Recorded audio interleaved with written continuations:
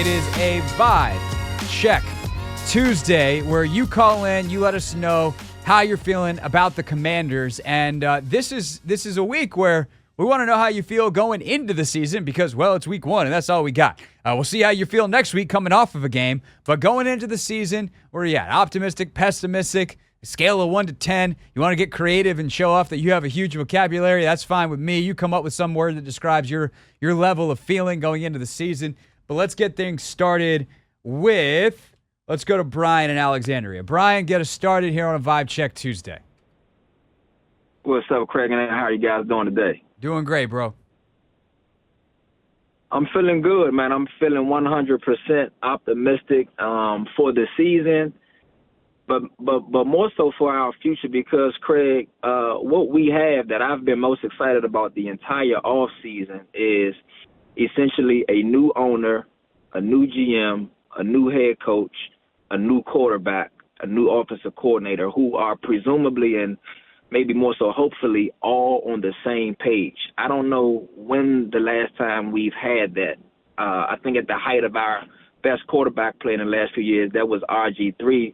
But you had a coach who maybe didn't really want him. You had an owner who may not have been on the same page as the coach. Any decent coaches we've had, we didn't have a quarterback to go along with it. So the fact that we have those factors all, hopefully, like I said, on the same page with a clear vision, hopefully that brings about some wins for us. So I'll sit back and hear your response to that. Thanks for taking my call. Appreciate the call, Brian. Thanks for getting us started here on a Vibe Check Tuesday. I mean, I think it's 100% the right answer for the long term. And what I hope is that people who used to call, not just this show, but all the shows, and we're like, quit talking about Dan so much. That even if you didn't care about the real serious substantive stuff that he was being accused of and ultimately, in a lot of cases, by multiple reports or whatever, and some of the investigation's still ongoing, not our problem, but I'm just going to mention it quickly in passing here, and you'd be like, none of this matters.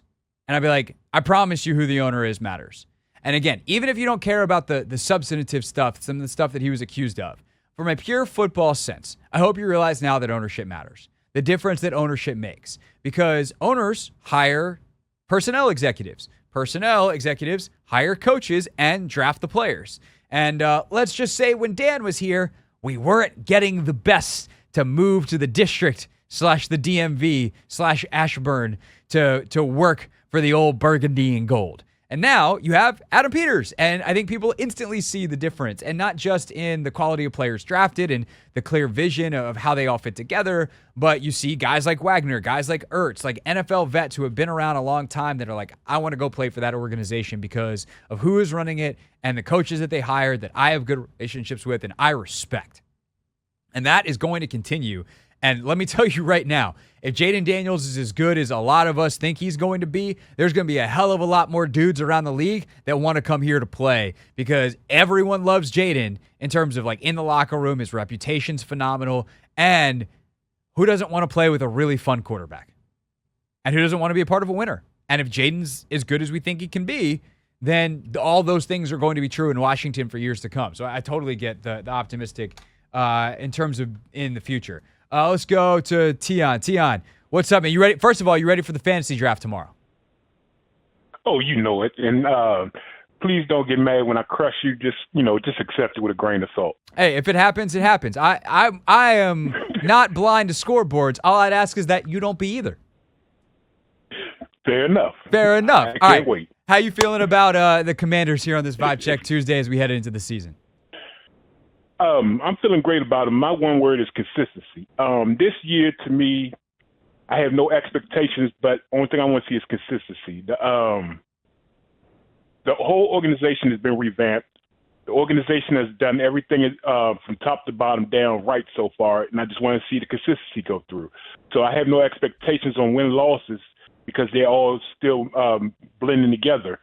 So just consistency. I want to see consistency. The wins and stuff will pile up over time as long as we can play consistent, hard-nosed football. And so far, that's what I'm seeing. So I just want to see consistency. Facts. Appreciate the call, man. Yeah, we'll see you in the draft room tomorrow. So here's what I'll say to add on to that. I would say consistency and improvement because, like, if they come out and some stuff, if they got some miscommunications and stuff they got to work out, Obviously, we want them to fix that. So I want to see the improvement week over week. I want to see Jaden learning. I expect him to make some mistakes.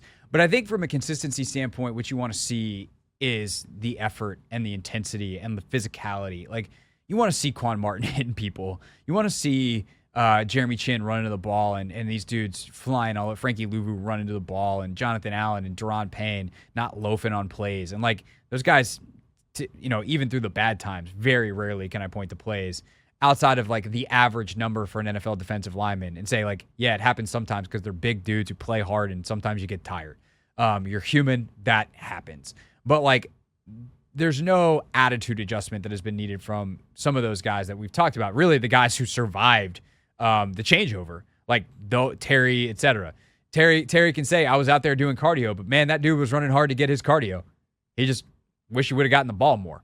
And so at the end of the day, the consistency of effort, the consistency of, like, hey, let's have smart game plans, the consistency of let's make sure that we protect the players we need to protect. And that's Jaden, obviously, in a very literal sense, but, like, let's protect Andrew Wiley from having to drop back in 5-step drop protection stuff without any help 30 times a game.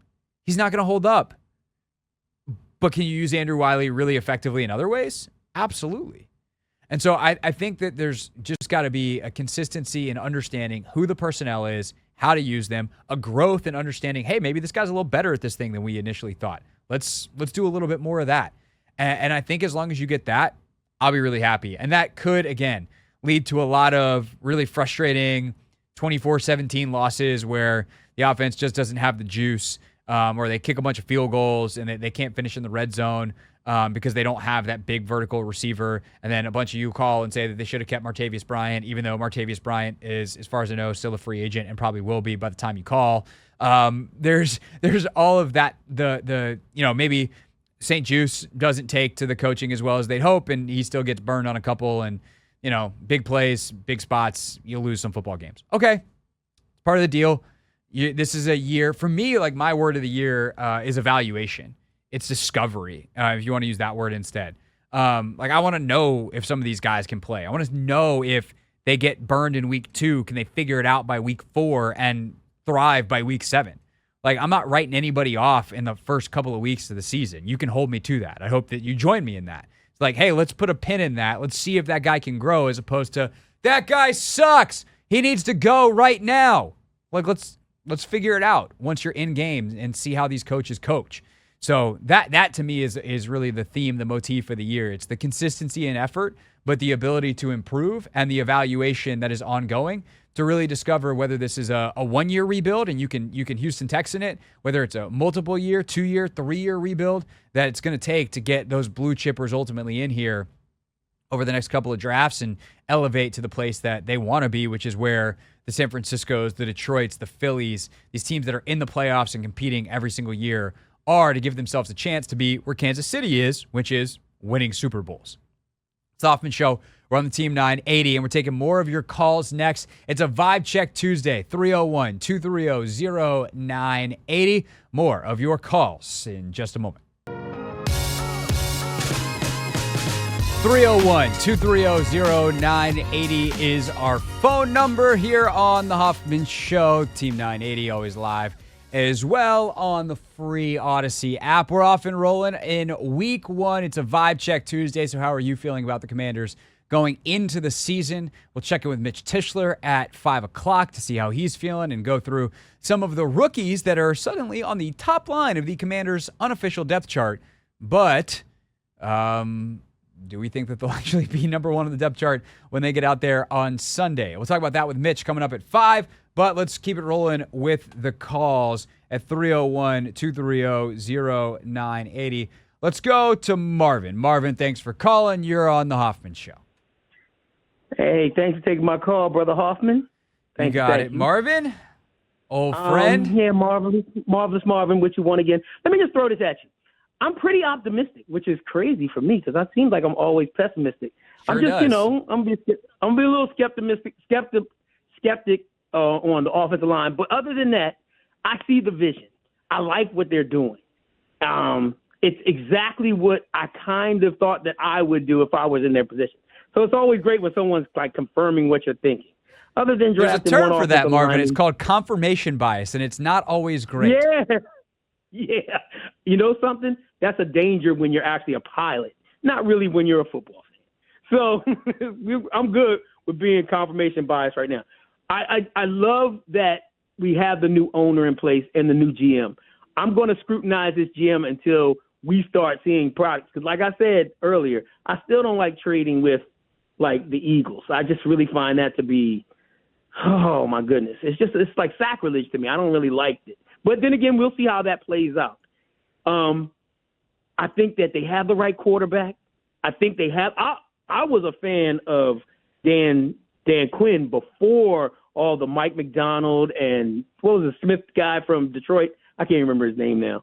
But I was a fan of Dan Quinn, so I wanted Dan Quinn. So this is who I wanted. He makes fast guys play fast and big guys play bigger. I like him.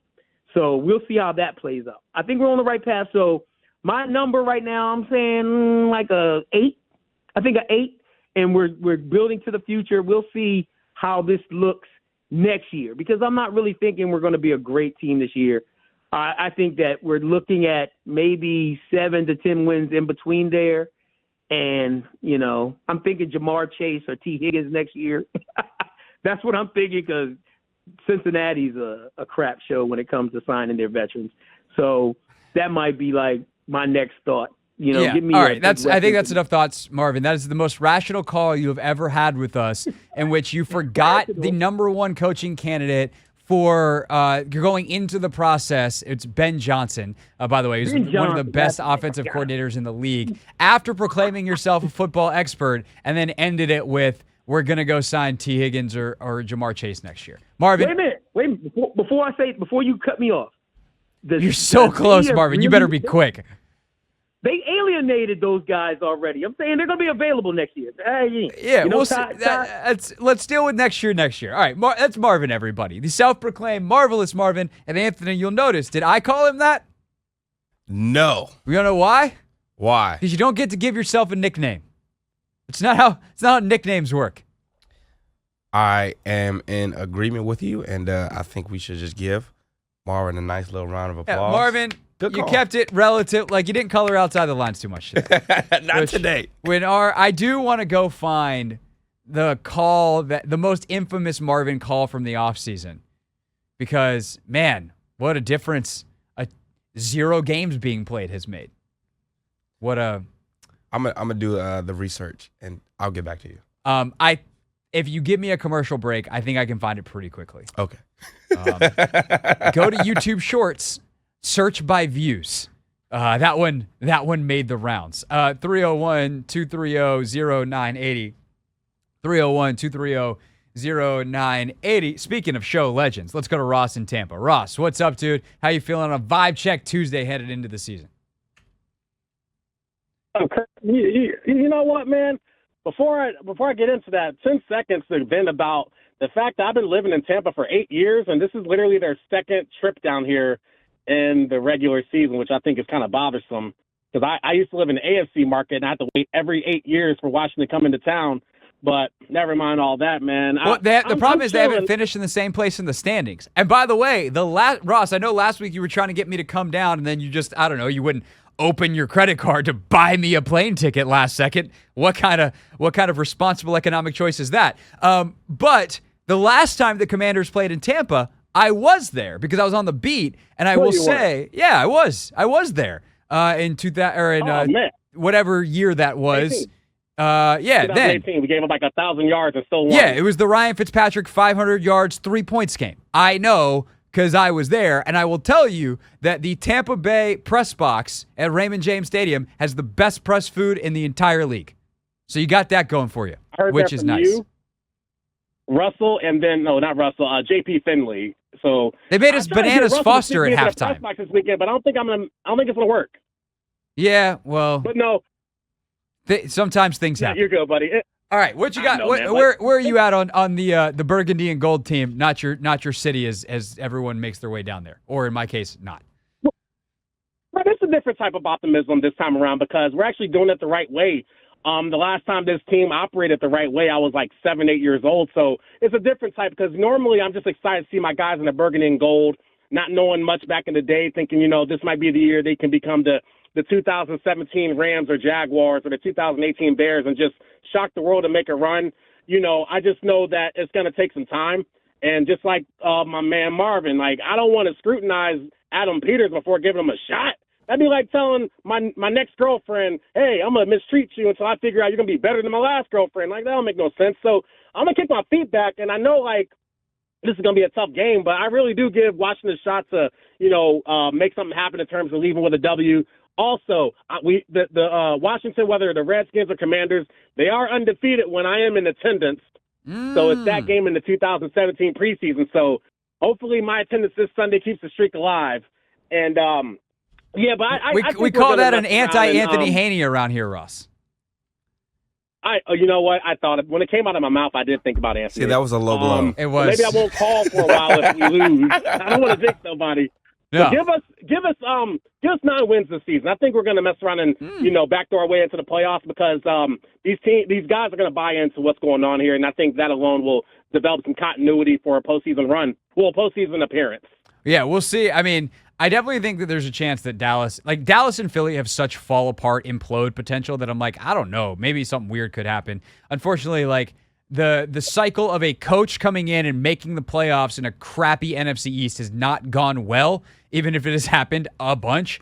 Basically every coach, it feels like, their first or second year the past bunch of years. So I'd like to avoid that. Like, let's actually be good. But hey, a playoff appearance would be good. Ross, thanks for the call as one always. One more thing, Craig, before you hang up on me, if I got time. Okay. Real quick. And as far as the Bengals go, if you're contending for a Super Bowl, they're going to make it happen. They got till Thursday to sign for Jamar Chase. I don't know what he was talking about. If they get all that stuff taken care of, the Bengals are going to the Super Bowl this year, and that's my hot take. Fellas, you guys be easy, man. That is a hot take. All right, Ross in Tampa, everybody, delivering on being Ross in Tampa. The problem with the Bengals, not that we're turning into a Bengal show. Mike Brown is the owner still, and the only time the Bengals have been good in his entire ownership was when they had dudes on cheap rookie contracts.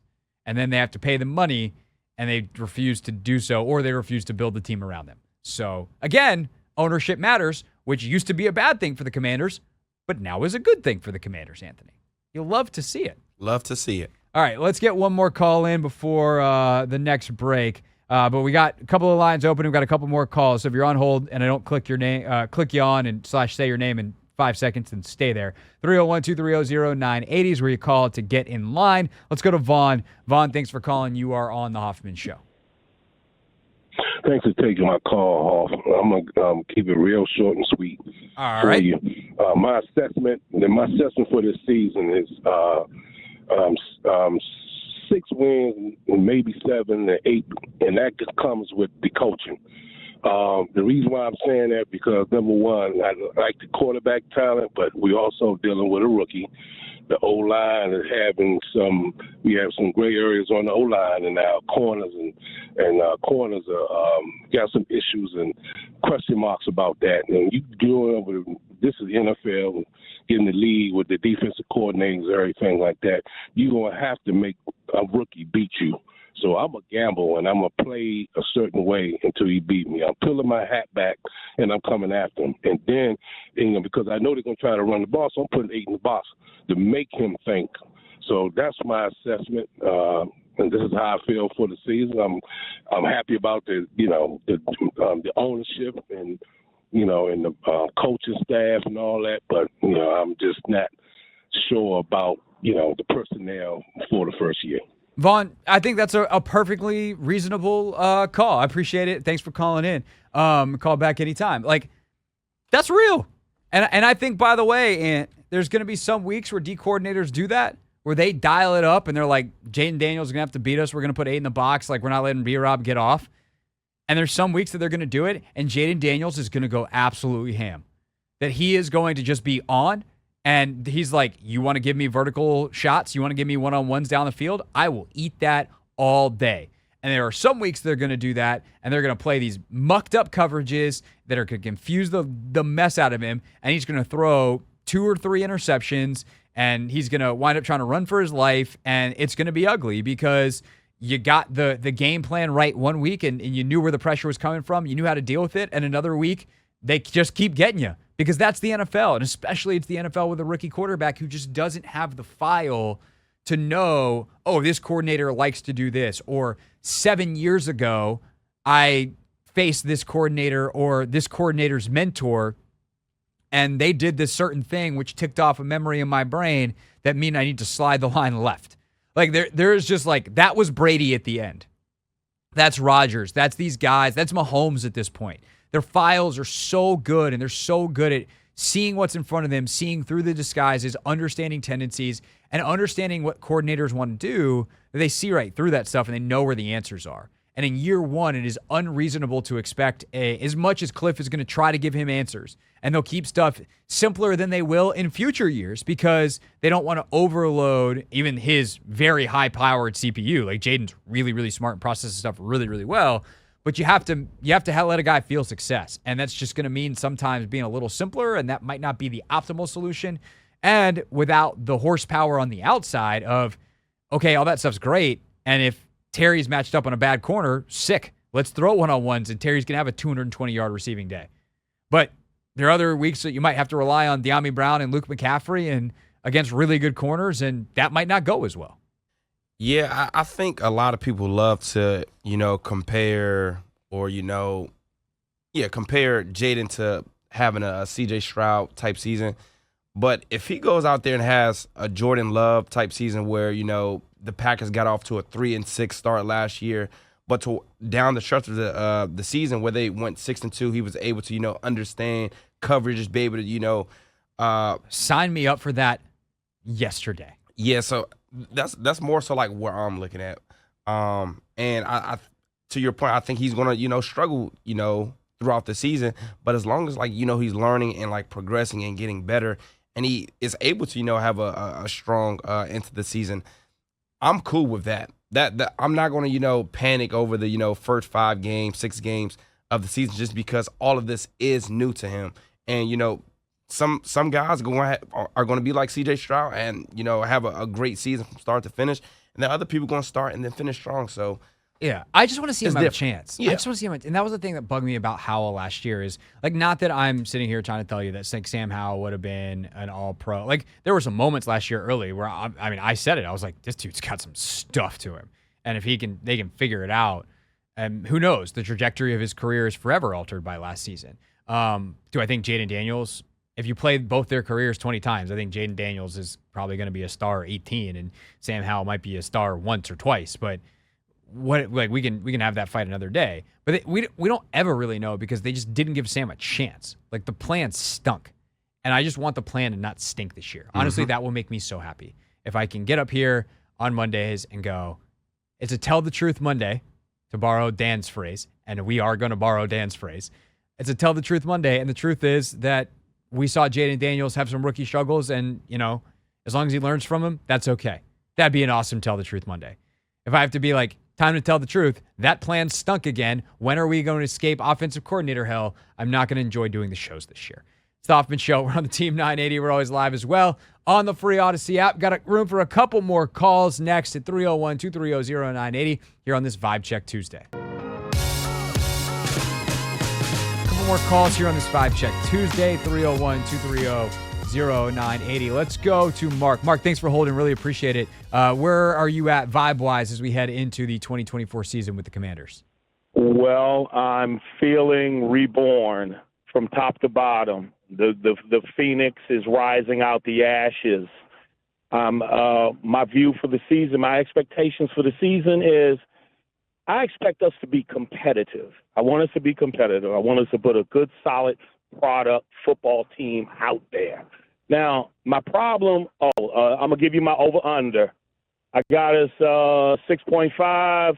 I got us definitely doing at least 7 games, okay? I'm going for the over. Okay. All right? We're on the strength of schedule. We're in the middle, 11, 12. I believe in the strength of schedule. The only thing I'm cautiously optimistic about, well, not really optimistically, but I'm watching the left tackle probably the second most important position in football is in flux. I'm not sold on the corners. Forbes and the other boy, Justice St. Juice. I'm not sold on our corners. Yeah, I think there's real questions for sure.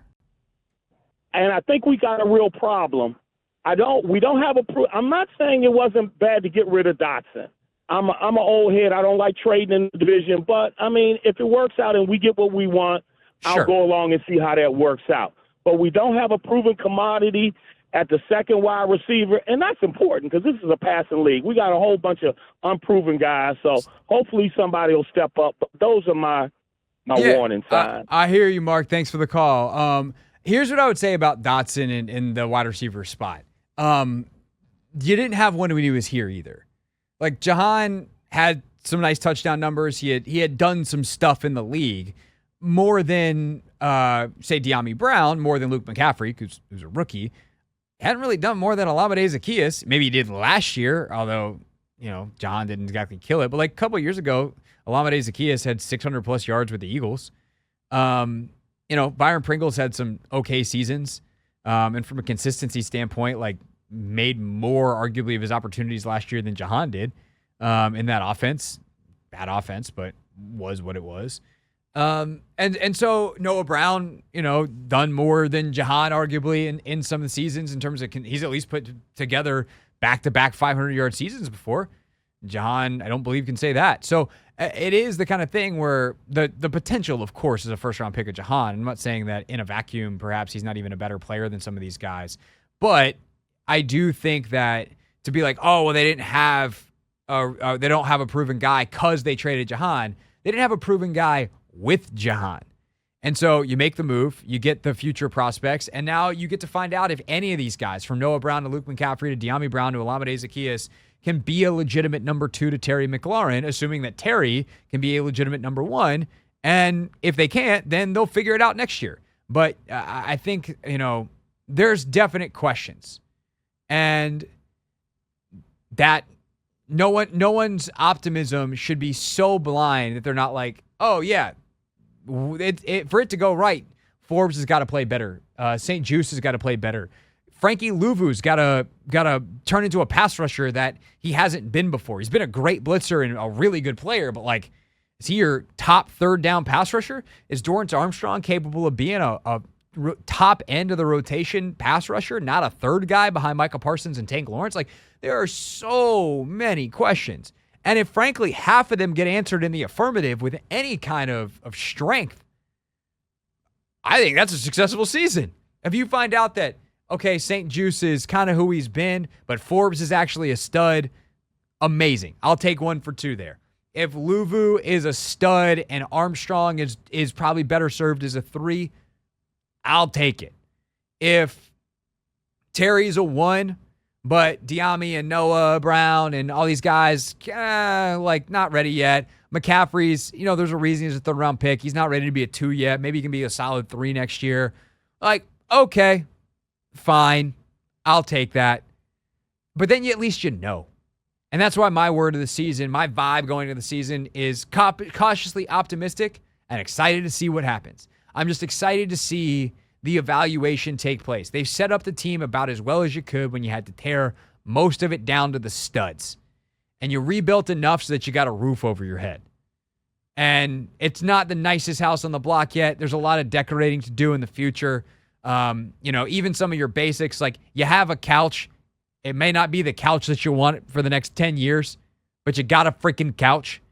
And you still haven't quite figured out how to use whatever the most important thing in your house is, a stove, whatever, shower, all the features.